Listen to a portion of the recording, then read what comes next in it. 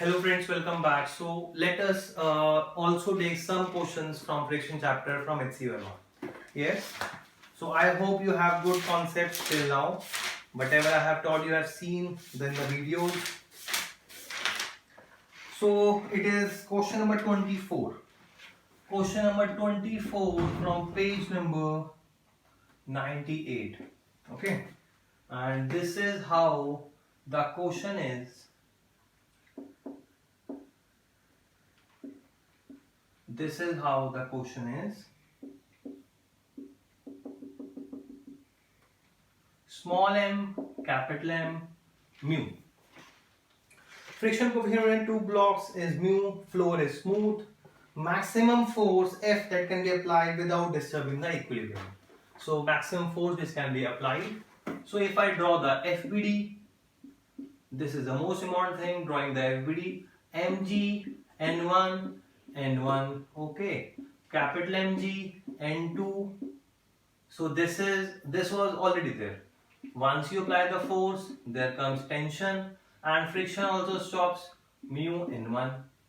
Okay, now the friction is here, equal opposite will be here, mu n1, and then there will be tension away from the body along the string. This is how the FBD will be. There is no friction in the bottom part that is given in the question. So this is the thing. And what is the equation? N1 is m1g. F is equal to T plus mu n1. N1 was mg. So mu mg. Okay, and for this T is equal to mu n1, that means mu mg.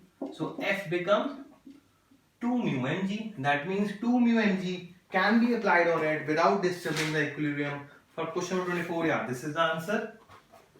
And in the second part, horizontal force F is doubled, find the accelerations.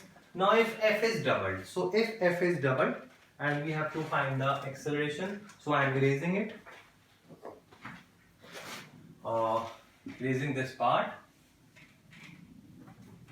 Okay, so this is 4 mu mg, and there will be acceleration, then equation will be what?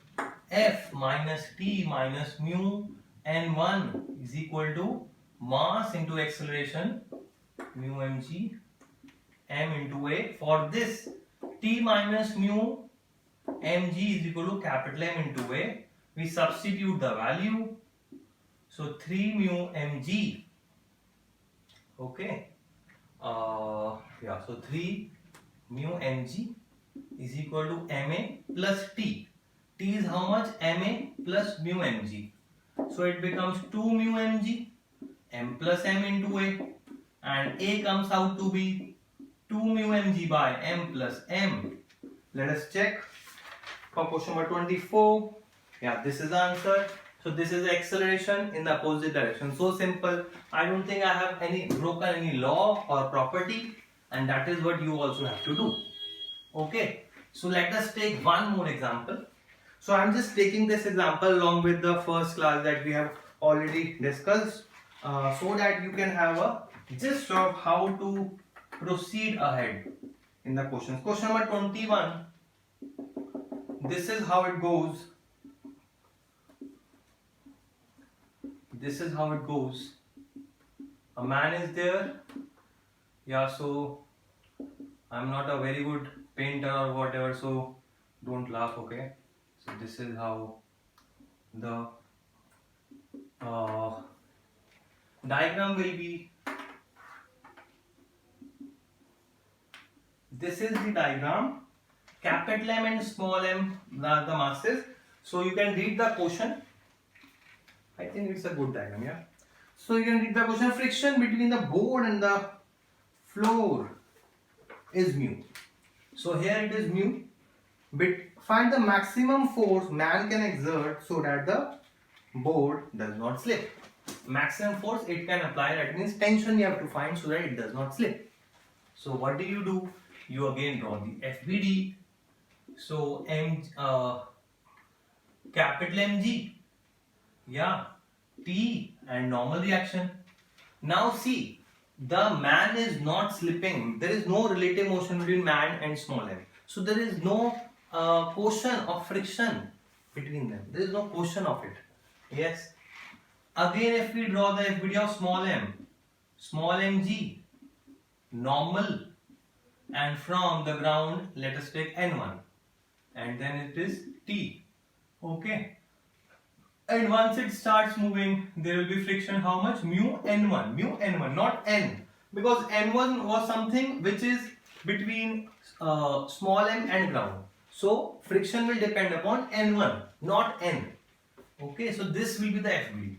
I don't think there is any problem in this. Yeah, so simple. So if we write the equations, n plus t is equal to mg, and for this it is t is equal to mu n1, and n1 is mg plus normal. So mu mg plus normal. Normal is how much? Mg minus t. T comes here, becomes 1 plus mu. So I am just writing it above. Okay. So I am writing it above. It becomes t 1 plus mu is equal to mu g m plus m, and tensions comes out to be mu plus 1 m plus m. That's it. It's dimensionally correct. Mu is dimensionless, so that's why it is added to 1. This is also dimensionless. Dimensions become m into g. That is the dimension of force. Let us check the answer. 21. Yeah, so this is the answer. Yes.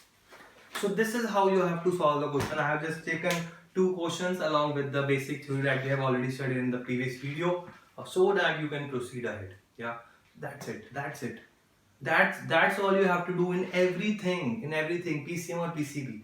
There are some basic concepts in every chapter. Just master them and practice 100 questions.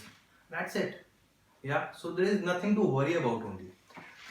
Okay, so again, if you have any doubt, you can write in the comments and share this video to as many students as you can who cannot afford coaching, so that it can benefit them. Okay, and thank you so much.